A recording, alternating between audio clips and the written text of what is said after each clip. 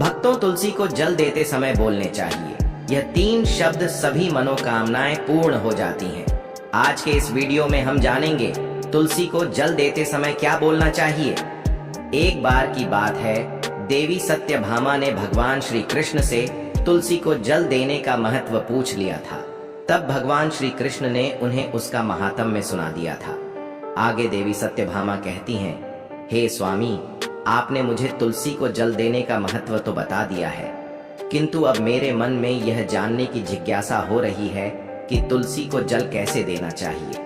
तुलसी को जल देने की सर्वोत्तम विधि कौन सी है तथा तुलसी को जल देने का मंत्र कौन सा है। कृपया आप मुझे इन सभी प्रश्नों का उत्तर दें। तब भगवान श्री कृष्ण देवी सत्यभामा से कहते हैं, हे प्रिय जी, इस प्रकार से मैंने तुम्हें तुलसी का महात्मा सुनाया है, उसी प्रकार से तुलसी को जल देते समय बोले जाने वाले मंत्र का भी बड़ा महत्व। यह मंत्र केवल 3 शब्दों का है, किंतु इसका प्रभाव बहुत कल्याणकारी है। जो भी मनुष्य नित्य तुलसी को जल देते समय अपने मुख से केवल यह 3 शब्द बोल देता है, तो साक्षात लक्ष्मी उसके घर में प्रवेश करती है, उसकी दरिद्रता समाप्त हो जाती है।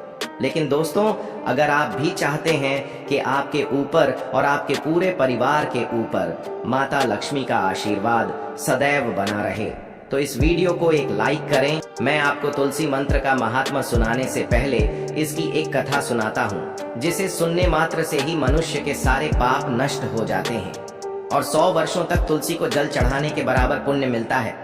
इसलिए हे देवी, इस कथा को ध्यान से सुनना बहुत जरूरी है। सत्यभामा ने श्री कृष्ण से कहा, हे प्रभु, मैं इस कथा को पूरी तरह से सुनूंगी, कृपया मुझे तुलसी मंत्र का महात्मा बताइए। श्री कृष्ण बोले, हे देवी सत्यभामा, बहुत समय पहले दक्षिण दिशा में एक सुंदर नगरी थी, जो अपने वैभव और शोभा के लिए प्रसिद्ध थी। उसी नगरी में सुशर्मा नाम का एक ब्राह्मण रहता था, लेकिन वह सिर्फ नाम का ब्राह्मण था। उसके कर्म ब्राह्मणों के विपरीत थे। उसके परिवार के लोग भी धर्म, कर्म और शास्त्रों के ज्ञान से कोसों दूर थे। इसी कारण सुशर्मा ने बचपन से ही गलत राह पकड़ ली थी। वह अधर्म और बुरे आचरण में लिप्त रहता था। ना तो उसने वेद पुराण पढ़े, ना ही किसी तरह के धार्मिक अनुष्ठान में रुचि ली। पूजा पाठ, जप तप और हवन जैसे पवित्र कार्यों से उसका कोई संबंध नहीं था। वह ना तो साधु संतों का आदर करता और ना ही किसी भूखे या जरूरतमंद को भोजन कराता। अगर कोई अतिथि उसके घर आ जाता तो वह उसका सत्कार करने की बजाय क्रोध से भर जाता और उसे दुत्कार कर भगा देता।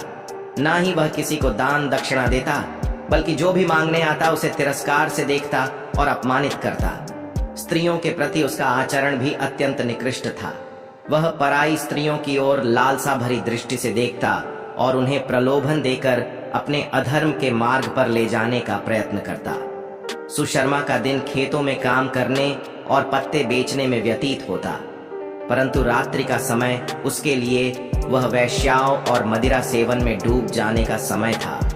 वह अपनी मेहनत की कमाई व्यर्थ के भोग विलास में उड़ा देता और नशे में धुत होकर घर लौटता। उसकी मदिरा पीने की आदत इतनी बढ़ चुकी थी कि वह अपने धर्म, कुल और समाज की मर्यादा को पूरी तरह भुला चुका था। मांसाहारी का उसे इतना चाव था कि वह न केवल स्वयं खाता, बल्कि दूसरों को भी इसके लिए प्रेरित करता। सुशर्मा के दिन का आरंभ आलस्य और स्वार्थ से होता। वह सूर्योदय के समय सोकर उठता, बिना स्नान ध्यान के अपने खेत में चला जाता और वहां जैसे तैसे काम करता। वह भगवान की आराधना करना तो दूर, उनका नाम तक नहीं लेता था। वह अपनी झोपड़ी में गंदगी और अराजकता के बीच रहता, जहां किसी प्रकार का पवित्र वातावरण नहीं था। अपनी दैनिक कमाई लेकर नगर की वेश्याओं के पास जाता और वहां अपने धन को अधर्म के मार्ग में व्यय करता। मदिरा का सेवन करने के बाद वह और अधिक दुष्कर्म करता और पूरी रात वासना में डूबा रहता। नगर की वेश्याएं भी उसे एक लालची और पथिक व्यक्ति मानती थीं, किंतु उसकी धनराशि के कारण उसे सहन करती थी। इस तरह सुशर्मा ने अपने जीवन के कई साल अधर्म, पाप और बुराई में ही बिता दिए। वह हर दिन किसी न किसी गलत काम में लगा रहता था। एक दिन हमेशा की तरह वह पत्ते इकट्ठा करने के लिए नगर के बाहर निकला, लेकिन उसकी नीयत साफ नहीं थी। वह बस आलस्य और लालच में डूबा हुआ था। इसी लालच में वह एक पवित्र वाटिका में जा पहुंचा, जहां जाने की उसे अनुमति नहीं थी। यह वाटिका बहुत ही सुंदर थी। चारों ओर हरे भरे पेड़ पौधे लगे थे, तरह तरह के फूल खिले हुए थे और हवा में एक अलग सी शांति और पवित्रता महसूस हो रही थी। लेकिन सुशर्मा को इन चीजों से कोई फर्क नहीं पड़ता था। उसे ना तो प्रकृति की सुंदरता से कोई लगाव था, ना ही पवित्रता का कोई एहसास। उसका ध्यान सिर्फ उन पत्तों पर था जिन्हें तोड़कर वह बाजार में बेच सकता था और कुछ पैसे कमा सकता था। अपनी लकड़ी की टोकरी उठाकर वह वाटिका के बीचों बीच पहुंच गया और पेड़ों से पत्ते तोड़ने लगा।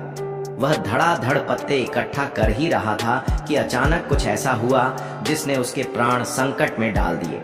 जैसे ही उसने एक बड़े पेड़ के नीचे झुककर पत्ते उठाने की कोशिश की, उसकी नजर अपने पैरों के पास गई और वह डर के मारे कांप उठा। घास के बीच में एक विशाल काला सर्प कुंडली मारे बैठा था। ये कोई साधारण सांप नहीं था। उसकी काली चमड़ी सूरज की रोशनी में अजीब सी चमक दिख रही थी और उसकी लाल जलती हुई आंखें सुशर्मा को घूर रही थीं। उसकी फुफकार इतनी भयानक थी कि ऐसा लग रहा था जैसे वह खुद यमराज का दूत हो, जो पापियों को दंड देने के लिए आया हो। इससे पहले कि सुशर्मा कुछ समझ पाता या भागने की कोशिश करता, वह सर्प फुर्ती से आगे बढ़ा और उसके पैर में तेजी से काट लिया। यह काटना मामूली नहीं था, बल्कि एक भयानक दंड था। सर्प का जहर इतना घातक था कि कुछ ही पलों में सुशर्मा की हालत बिगड़ने लगी। उसका शरीर सुस्त होने लगा, आंखें उलट गईं और वह जमीन पर गिर पड़ा। वह दर्द से तड़पते हुए चिल्लाना चाहता था, मदद के लिए पुकारना चाहता था, लेकिन उसके गले से कोई आवाज ही नहीं निकल रही थी। उसकी सांसें धीरे धीरे मंद पड़ने लगी और उसका शरीर ठंडा होने लगा। पलक झपकते ही वह मृत्यु के करीब पहुंच गया और कुछ ही देर में उसकी मृत्यु हो गई। सुशर्मा के मृत शरीर के पास सर्प ने एक बार और फुफकार मारी, मानो यह संकेत दे रहा हो कि पापियों का अंत निश्चित है। सर्प धीरे धीरे घास के बीच विलीन हो गया और वहां एक अजीब सा सन्नाटा छा गया। कुछ ही क्षण बाद आकाश में एक अद्भुत और भयावह घटना घटी।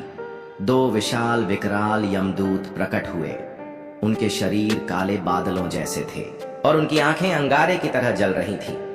उनके हाथों में लोहे की मोटी जंजीरें थीं जो भयानक आवाज कर रही थी। यमदूतों ने सुशर्मा की आत्मा को उसके निर्जीव शरीर से खींचा और जंजीरों से जकड़ दिया। जैसे ही सुशर्मा को होश आया कि उसे कहां ले जाया जा रहा है, वह डर और घबराहट से चिल्लाने लगा, हे यमदूतों, मुझे छोड़ दो, मुझ पर दया करो, मेरे पापों को क्षमा कर दो, मुझे दूसरा अवसर दो। इस प्रकार से वह विलाप करने लगा। यमदूतों में से एक ने ढाका लगाते हुए कहा, हे अधर्मी ब्राह्मण, अब तुझे प्रायश्चित करने का कोई अवसर नहीं मिलेगा। तूने जीवन भर पाप किए, धर्म का अपमान किया और अब अपने कर्मों का फल भोगने के लिए तैयार हो जाए। सर्प, तुझे उसी पाप के लिए दंड देने भेजा गया था।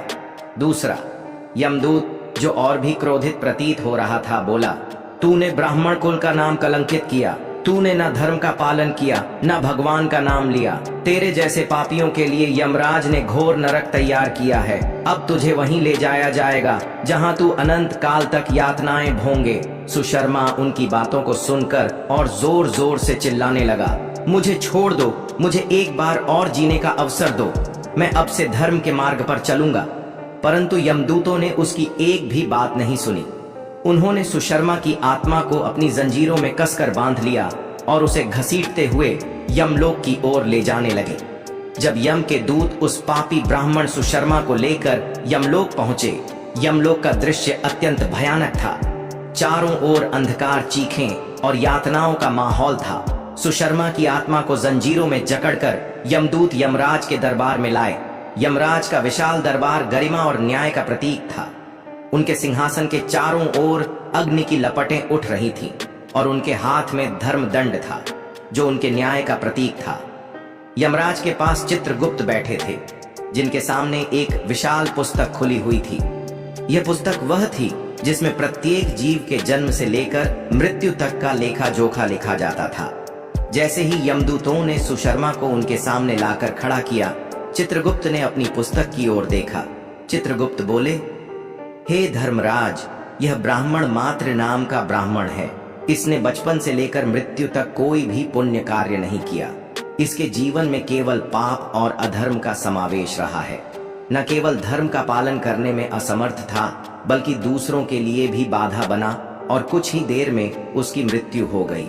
सुशर्मा के मृत शरीर के पास सर्प ने एक बार और फुफकार मारी, मानो यह संकेत दे रहा हो कि पापियों का अंत निश्चित है। सर्प धीरे धीरे घास के बीच विलीन हो गया और वहां एक अजीब सा सन्नाटा छा गया। कुछ ही क्षण बाद आकाश में एक अद्भुत और भयानक घटना घटी। दो विशाल विकराल यमदूत प्रकट हुए। उनके शरीर काले बादलों जैसे थे और उनकी आंखें अंगारे की तरह जल रही थीं। उनके हाथों में लोहे की मोटी जंजीरें थीं जो भयानक आवाज कर रही थीं। यमदूतों ने सुशर्मा की आत्मा को उसके निर्जीव शरीर से खींचा और जंजीरों से जकड़ दिया। जैसे ही सुशर्मा को होश आया कि उसे कहां ले जाया जा रहा है, वह डर और घबराहट से चिल्लाने लगा, हे यमदूतों, मुझे छोड़ दो, मुझ पर दया करो, मेरे पापों को क्षमा कर दो, मुझे दूसरा अवसर दो। इस प्रकार से विलाप करने लगा। यमदूतों में से एक ने ठहाका लगाते हुए कहा, हे अधर्मी ब्राह्मण, अब तुझे प्रायश्चित करने का कोई अवसर नहीं मिलेगा। तूने जीवन भर पाप किए, धर्म का अपमान किया और अब अपने कर्मों का फल भोगने के लिए तैयार हो जाए। सर्प, तुझे उसी पाप के लिए दंड देने भेजा गया था। दूसरा यमदूत, जो और भी क्रोधित प्रतीत हो रहा था, बोला, तूने ब्राह्मण कुल का नाम कलंकित किया। तूने न धर्म का पालन किया, न भगवान का नाम लिया। तेरे जैसे पापियों के लिए यमराज ने घोर नरक तैयार किया है। अब तुझे वहीं ले जाया जाएगा जहां तू अनंत काल तक यातनाएं भोगे। सुशर्मा उनकी बातों को सुनकर और जोर जोर से चिल्लाने लगा, मुझे छोड़ दो, मुझे एक बार और जीने का अवसर दो, मैं अब से धर्म के मार्ग पर चलूंगा। परंतु यमदूतों ने उसकी एक भी बात नहीं सुनी। उन्होंने सुशर्मा की आत्मा को अपनी जंजीरों में कसकर बांध लिया और उसे घसीटते हुए यमलोक की ओर ले जाने लगे। जब यम के दूत उस पापी ब्राह्मण सुशर्मा को लेकर यमलोक पहुंचे, यमलोक का दृश्य अत्यंत भयानक था। चारों ओर अंधकार, चीखें और यातनाओं का माहौल था। सुशर्मा की आत्मा को जंजीरों में जकड़कर यमदूत यमराज के दरबार में लाए। यमराज का विशाल दरबार गरिमा और न्याय का प्रतीक था। उनके सिंहासन के चारों ओर अग्नि की लपटें उठ रही थीं और उनके हाथ में धर्मदंड था जो उनके न्याय का प्रतीक था।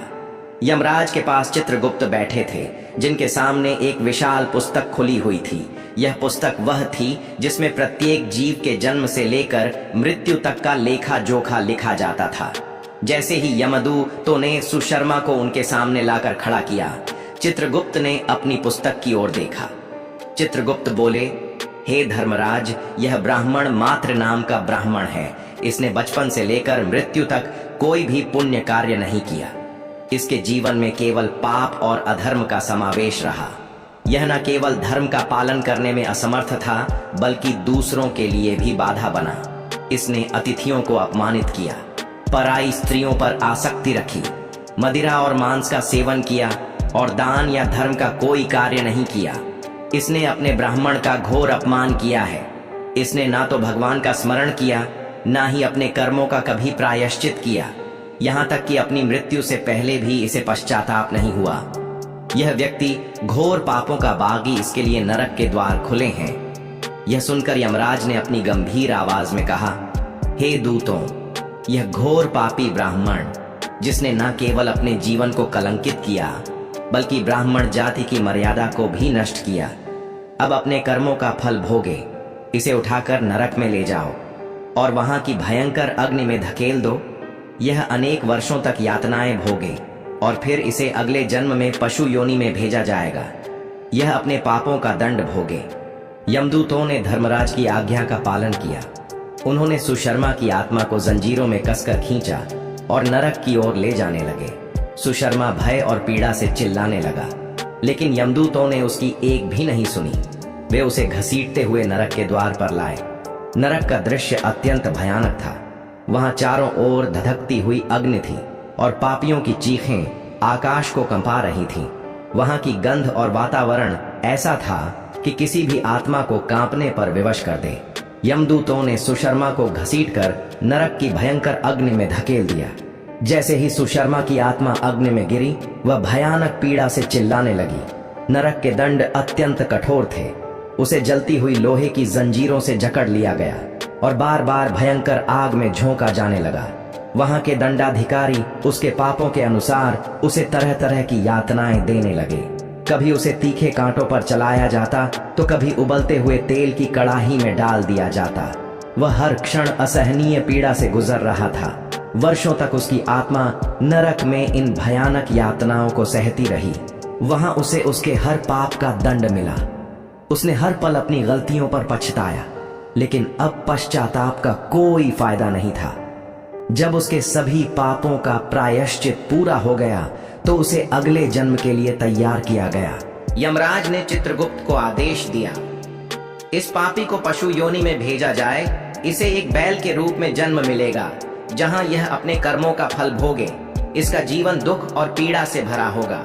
यह कठोर श्रम करेगा, लेकिन इसके हिस्से में सुख बहुत कम आएगा। अपने अगले जन्म में भी यह अपने पापों का प्रायश्चित करता रहेगा। इस तरह नरक की यातनाएं भोगने के बाद सुशर्मा की आत्मा को बैल के शरीर में पुनर्जन्म के लिए भेज दिया गया। लेकिन इस जन्म में भी उसके कष्ट कम नहीं हुए। वह बैल के रूप में जन्म लेकर दिन रात भारी बोझ उठाने में लगा रहा। उसका मालिक उसे सुबह से रात तक कठोर श्रम करवाता, लेकिन खाने के लिए उसे बहुत ही कम भोजन मिलता। हर दिन वह अपनी किस्मत पर रोता, लेकिन अब कोई रास्ता नहीं था। पिछले जन्म के पापों का फल उसे भोगना ही था। उसका पूरा जीवन दुख, कष्ट और कठिनाइयों से भरा रहा। समय के साथ उस बैल की शक्ति क्षीण होने लगी। जब वह पहले मालिक के लिए उपयोगी नहीं रहा तो उसने उसे एक लंगड़े आदमी को बेच दिया। लंगड़ा आदमी भी कम निर्दय नहीं था। उसने उस दुर्बल बैल को अपने बोझ उठाने के लिए उपयोग करना शुरू कर दिया। वह उसकी पीठ पर बैठकर इधर उधर घूमा करता और बैल को उबड़ खाबड़ रास्तों पर चलने को मजबूर करता। वह बैल जिसने पिछले मालिक के अत्याचार सहे थे, अब इस नए मालिक के अधीन और भी अधिक कष्ट भोगने लगा। 8 वर्षों तक उस बैल ने बिना शिकायत अपने लंगड़े मालिक का बोझ ढोया, चाहे वह कितना ही थका हुआ क्यों ना हो। फिर एक दिन लंगड़ा आदमी बैल की पीठ पर बैठकर एक ऊंचे पर्वत पर चढ़ने का प्रयास करने लगा। यह पर्वत सीधा और कठिन रास्तों से भरा था। बैल की कमजोर टांगें और दुर्बल शरीर इस काम के लिए उपयुक्त नहीं थे, लेकिन उसे अपने स्वामी की आज्ञा माननी पड़ी। जैसे जैसे वह चढ़ाई करता गया, उसकी सांसें तेज होने लगी। उसकी आंखों के सामने अंधेरा छाने लगा और उसके पैर लड़खड़ाने लगे। बहुत देर तक चढ़ने के बाद जब बैल की सारी शक्ति समाप्त हो गई तो वह अचानक जोर से मूर्छित होकर जमीन पर गिर पड़ा। उसकी सांसें धीमी पड़ने लगी और वह अपनी अंतिम घड़ियां गिनने लगा। इस दृश्य को देखकर वहां खड़े कुछ लोग पास आ गए। वे बैल की दुर्दशा देखकर द्रवित हो गए। उनमें से कुछ ने बैल के मुख में पानी डालने का प्रयास किया ताकि वह थोड़ा राहत महसूस कर सके। उन्हीं लोगों के बीच एक पुण्यात्मा व्यक्ति खड़ा था। उसने बैल की पीड़ा को देखकर सोचा कि इसका जीवन अत्यंत कष्टकारी रहा है और इसे मुक्ति पाने का कोई अवसर नहीं मिला। उसने बैल के कल्याण के लिए अपने अर्जित पुण्य को उस बैल को समर्पित कर दिया। उसके इस कार्य को देखकर अन्य लोग भी प्रेरित हुए। वे अपने अपने पुण्य को याद करने लगे और उसमें से कुछ अंश उस बैल के कल्याण के लिए समर्पित करने लगे। उस भीड़ में एक स्त्री भी खड़ी थी जिसका नाम चंद्रलेखा था। चंद्रलेखा एक वेश्या थी, लेकिन उसके हृदय में दया और करुणा का भाव था। जब उसने देखा कि सभी लोग अपने पुण्य इस निरीह प्राणी को दे रहे हैं, तो उसने भी अपने जीवन के पुण्य को उस बैल के लिए समर्पित करने का निश्चय किया। चंद्रलेखा ने हाथ जोड़कर कहा, हे भगवान, मैंने अपने जीवन में अनगिनत पाप किए होंगे, लेकिन मेरे द्वारा किया गया जो भी थोड़ा सा पुण्य है वह मैं इस बैल को अर्पित करती हूँ। कृपा कर इसे इस कष्टप्रद जीवन से मुक्ति प्रदान करें। फिर सभी लोग वहां से चले गए। जब उस बैल की अंतिम सांसें थम गईं, तो वहां एक अद्भुत दृश्य प्रकट हुआ। अचानक यमलोक के दूत वहां प्रकट हुए